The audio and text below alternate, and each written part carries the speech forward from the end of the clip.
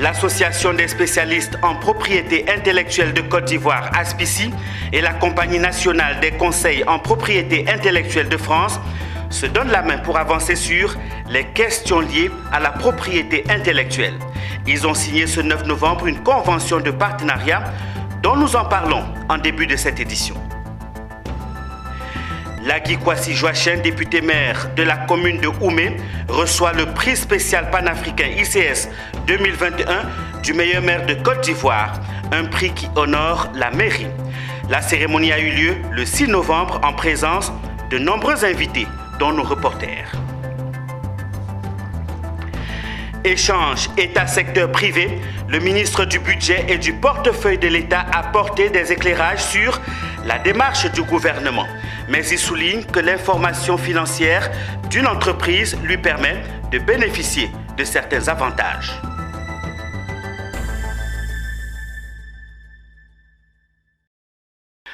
Merci de nous rejoindre sur Business 24 pour cette nouvelle édition complète de l'actualité. Débutons cette actualité par cette signature de convention. L'Association des spécialistes en propriété intellectuelle de Côte d'Ivoire, ASPICI, et la Compagnie nationale des conseils en propriété intellectuelle de France ont signé ce 9 novembre une convention de partenariat. Ils veulent aboutir à un échange de compétences sur toutes les questions liées à la propriété intellectuelle. Reportage Walter Kofi et Doumbia Ayouba. L'Association des spécialistes en propriété intellectuelle de Côte d'Ivoire, ASPICI, bénéficiera désormais d'un accompagnement dans son rôle de gardien des secrets intellectuels et professionnels grâce à un partenariat signé avec la Compagnie nationale des conseils en propriété intellectuelle, CNCP France. Les heures précédant la signature, les deux parties ont lors d'une séance de travail évoqué les difficultés rencontrées par les professionnels du secteur, notamment les mandataires et conseillers en propriété industrielle CPI. Ils sont revenus sur l'application du droit de la propriété intellectuelle dans l'espace OAPI, entendez Organisation africaine de la propriété intellectuelle. Bertrand Geoffrey, vice-président du CNCP France, s'est dit honoré que son institution ait été choisie par l'ASPICI afin de renforcer ses capacités dans ses actions de promotion des droits de la propriété industrielle. Ce que l'on espère de ce partenariat, c'est de pouvoir faire en sorte que l'ASPICI puisse être entendu auprès des pouvoirs publics, que ce soit auprès de l'OAPI que auprès des autorités ivoiriennes, et de pouvoir l'accompagner avec l'expérience que l'on peut avoir déjà de notre relation avec les différents pouvoirs publics en France, de pouvoir peut-être accompagner l'ASPICI dans ces relations qu'elle doit développer avec les pouvoirs publics locaux. En tant que mandataire et CPI, Conseil en propriété industrielle de Côte d'Ivoire, mais de l'espace OAPI, puisque c'est notre champ d'exercice, nous souhaitons, au niveau donc de l'ASPICI, rencontrer le ministre du Commerce et de l'Industrie et la ministre donc de la Culture. L'Association des spécialistes en propriété intellectuelle de Côte d'Ivoire, ASPICI, est une association qui regroupe les experts ivoiriens en droit de la propriété intellectuelle. Son objectif est de faire évoluer le secteur à l'échelle nationale et sous-régionale. La signature électronique, intérêts, enjeux juridiques et administratifs. Telle est la problématique au centre des échanges d'un café numérique à Abidjan ce mercredi 10 novembre. Première édition du genre, c'est une initiative du cabinet d'avocats Guy Bessongui qui vise, à travers des panels et conférences, à outiller les utilisateurs du TIC. Issa Badini et Marius Seri. On a connu les cafés littéraires, et bien voilà les cafés numériques. Le thème de cette première édition qui se déroule à Abidjan, à l'initiative du cabinet d'avocats Guy Bessongui, la signature électronique. Et pour en connaître les contours, encore faut-il savoir ce que c'est. Alors la signature électronique là, est notamment toute donnée relative à un procédé d'identification fiable qui garantit son lien avec l'acte auquel elle s'attache. De façon très simple et claire, à la suite de cette définition technique, c'est soit le pouce que vous mettez, ou soit vous griffonnez au stylo, ou avec un élément, c'est ça la donnée.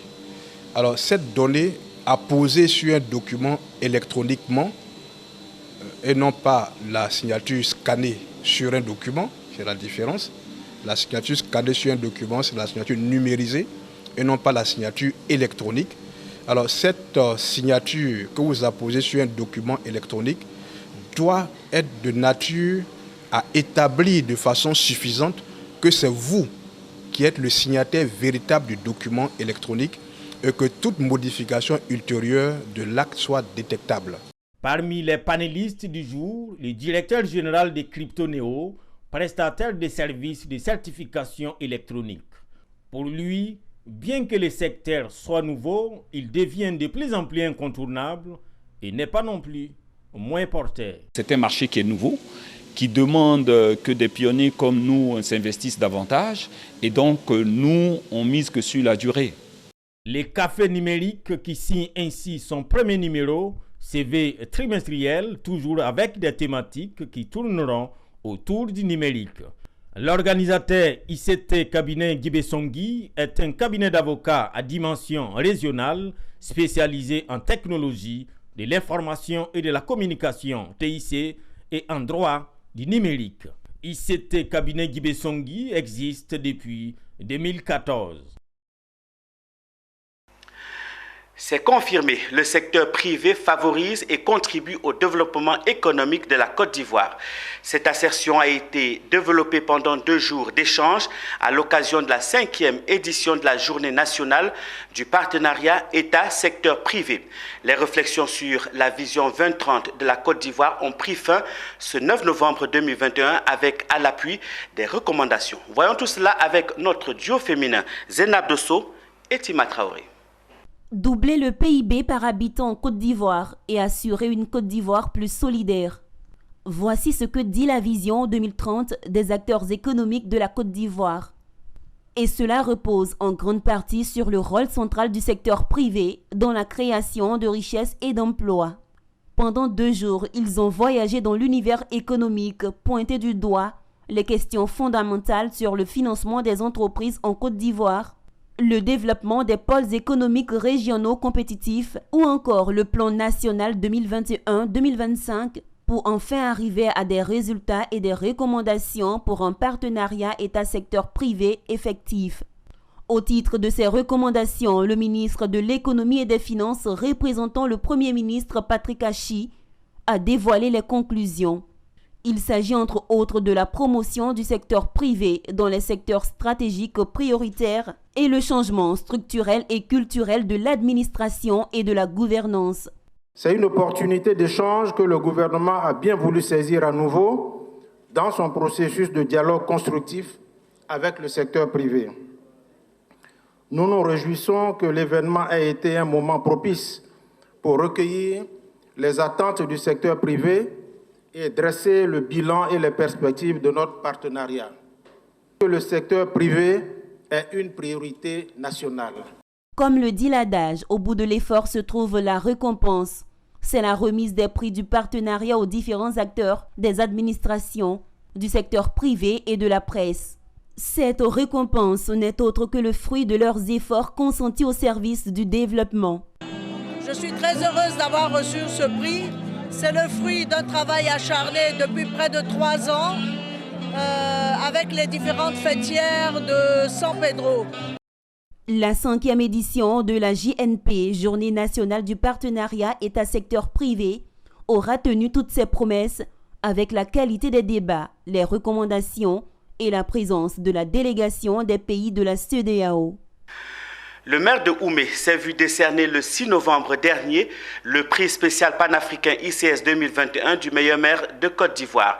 Il a été distingué par l'Interafricaine de communication et de sondage ICS pour ses projets et actions de développement en faveur des populations de Oumé. Le nouveau visage de Oumé, c'est lui, l'honorable Lagui Kwasi Joachim, député maire de la commune, récompensé pour ses prouesses en matière de gestion communale à la tête de la municipalité depuis 2018.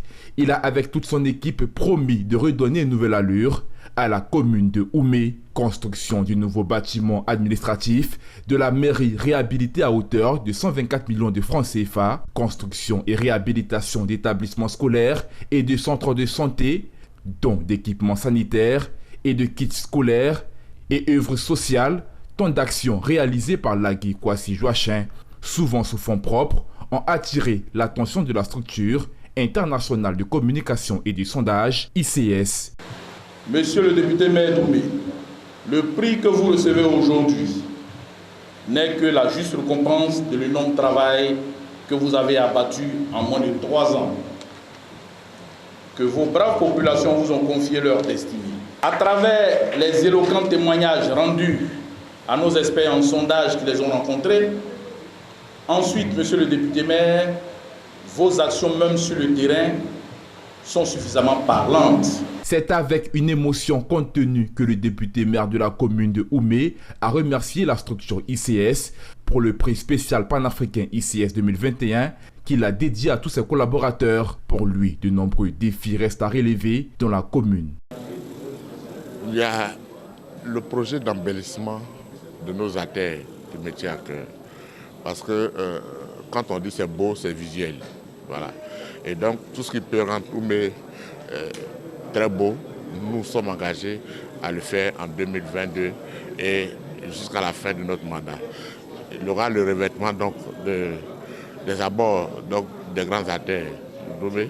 Il y aura l'installation de feux tricolores donc, pour réduire et tant soit peu les différents accidents dont est victime certains habitants d'Oumé. Il y aura aussi comment on appelle, le reboisement de certains des abords de certaines voies, de sorte que Oumé, qui était la zone verte donc, de la région avant, redevienne, même si ce n'est pas sur une grande étendue, mais que dans la ville, au centre du vert à Oumé. Cette cérémonie marque la 10e édition de la catégorie des collectivités locales et le prix du meilleur maire de Côte d'Ivoire 2021 organisé par ICS. La structure internationale de communication et des sondages ICS s'est donné pour mission de promouvoir la bonne gouvernance en récompensant les meilleurs acteurs pour leur implication de l'amélioration de vie des populations africaines. Autre actualité, l'Observatoire de la qualité des services financiers de Côte d'Ivoire a animé une conférence de presse ce mardi à Abidjan. Il s'agissait pour les responsables de l'OQSF de présenter l'institution, ses missions, ses compétences et autres perspectives. Cette rencontre avec la presse a pour but de promouvoir cet instrument dont l'une des missions essentielles est de protéger les consommateurs des services financiers. Les détails avec Mondésir Nascimento et Marius Seri. C'est un instrument dédié au monde des services financiers. L'OQSF, Observatoire de qualité des services financiers de Côte d'Ivoire, encore resté inconnu des Ivoiriens, a été présenté aux hommes de médias ce mardi à Abidjan. L'objectif est de faire découvrir au grand public les missions, les compétences, les principales réalisations et les perspectives de cet instrument. La première chose, c'est de dire aux populations qu'aujourd'hui, il y a un organe qui a été créé, il a des intérêts, il a des missions, il a des compétences. La première chose.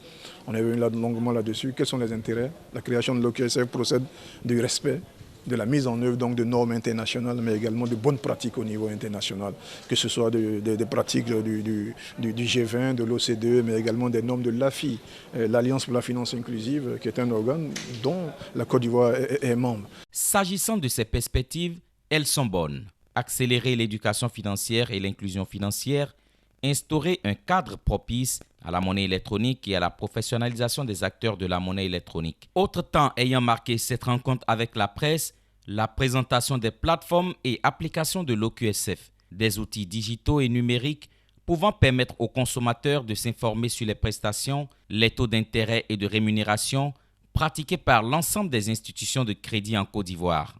Ces plateformes sont de deux ordres. Une première catégorie de plateformes et d'outils porte sur des outils de protection du consommateur. Alors, notamment l'application de gestion des plaintes en ligne. Celui-là, c'est une modalité de saisine de l'Observatoire pour les usagers et les clients des services, des institutions qui fournissent des services financiers pour pouvoir porter des plaintes et pour pouvoir donc demander des informations aux besoins. Voilà. Ça, c'est la mission de protection. Institution sous tutelle du ministère de l'Économie et des Finances, l'OQSF se place au cœur de la relation entre fournisseurs et consommateurs de services financiers. Il a été créé par le décret du 21 décembre 2016 et se veut un instrument public, gratuit, inclusif et indépendant.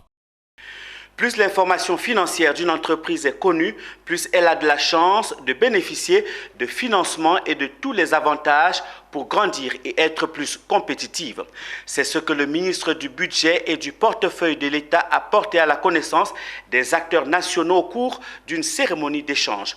Une action rendue possible grâce à la plateforme Télélias mise en place par la Direction générale des impôts en 2020. Zénab Dosso et Alphonse Koné nous en parlent.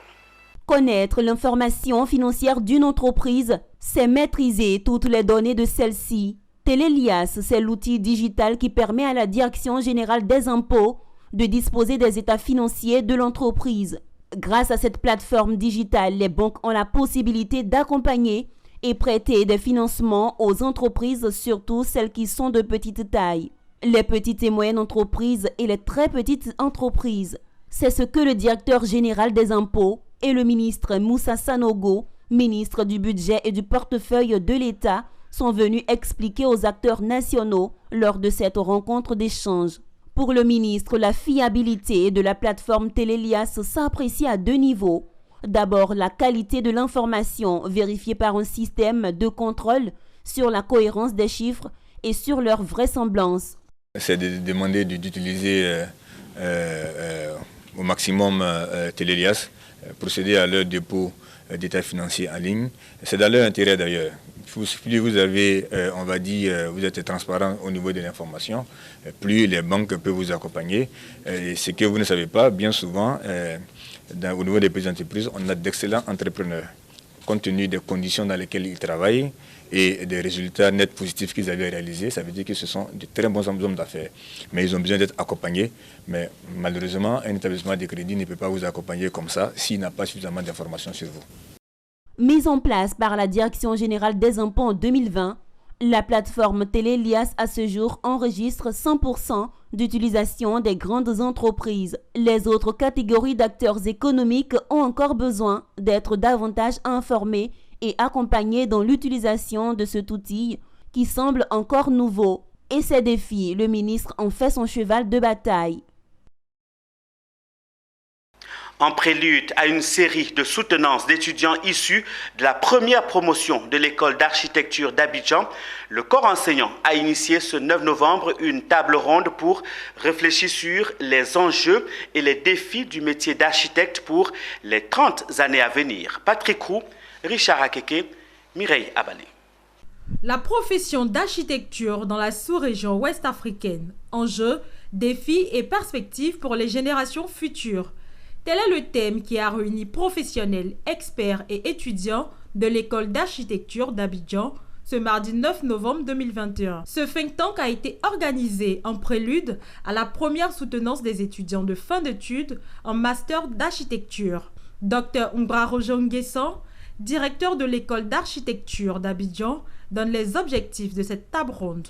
Nous avons voulu rassembler les professionnels du secteur de l'environnement bâti, c'est-à-dire les architectes de la Côte d'Ivoire et de leurs confrères de la sous-région, notamment le Sénégal, le Bénin et le Burkina Faso, pour réfléchir sur les enjeux du métier d'architecte aujourd'hui et demain. Narcisse Justin Soglo, président du CNOA du Bénin, a rappelé aux étudiants les défis majeurs pour 2050 sont une formation de qualité et l'éthique professionnelle. Se référant à l'UEMOA dont il est membre, il a précisé les défis auxquels ses pairs de cet ensemble géographique sont confrontés. La nécessité aujourd'hui d'augmenter le nombre d'architectes dans l'espace, comme je le disais, parce que nous sommes à peine, si on prend les 8 pays, on n'atteint même pas 1500 architectes. Et si on fait un ratio rapide, si je prends le cas du Bénin, on se retrouve à un architecte pour 60 000 habitants. C'est très faible.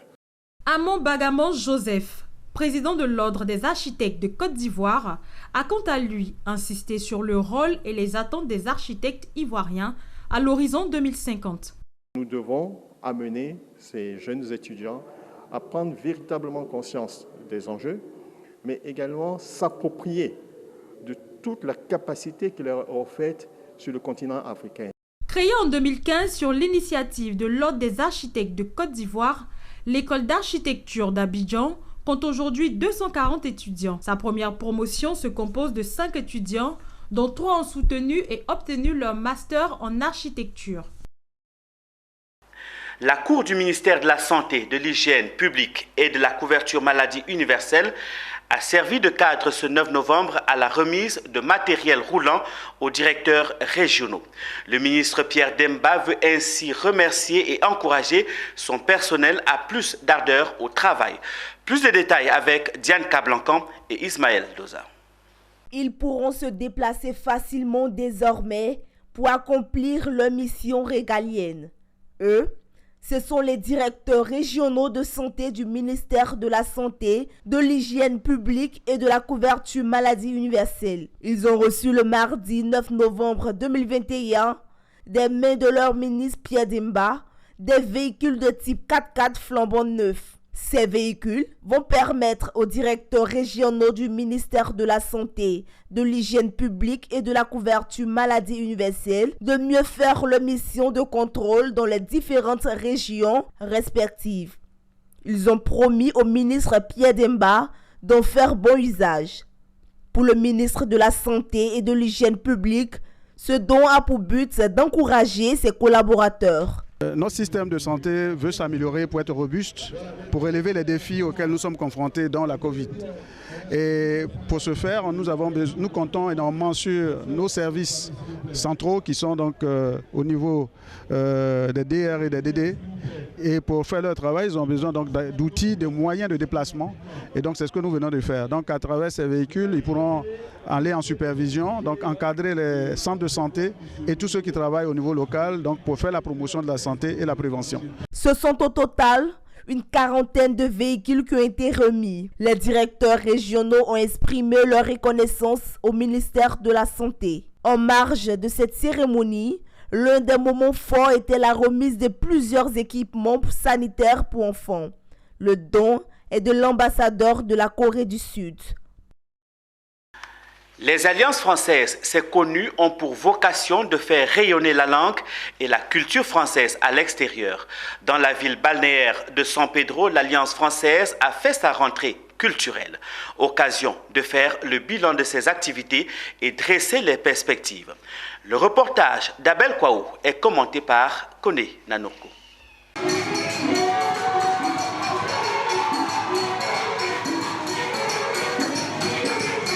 Bilan positif pour les activités de l'Alliance française de San Pedro.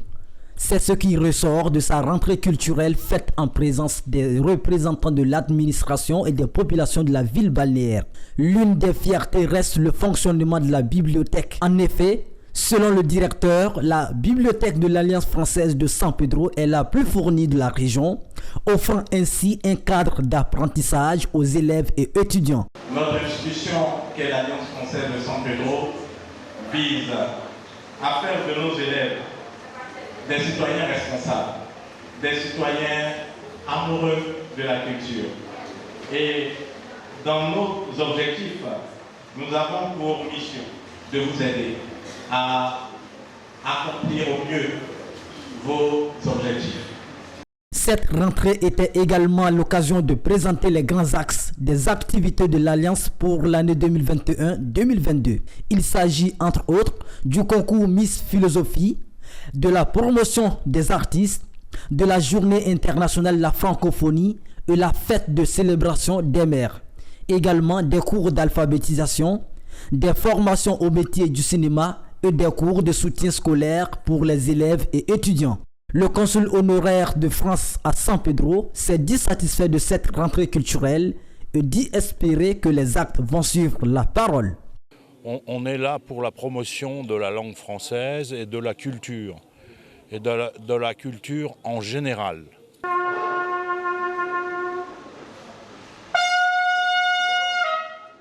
La rentrée culturelle de l'Alliance française de San Pedro a été rehaussée par la présence de Yao Kofi Claude, secrétaire général de la préfecture représentant le préfet de région, et du représentant du directeur régional de l'éducation nationale et de l'alphabétisation. C'est avec cette information que nous refermons ce journal proposé par l'ensemble de la rédaction. Madame, Monsieur, merci de m'avoir suivi. Passez un très excellent moment en compagnie de nos programmes. Au revoir.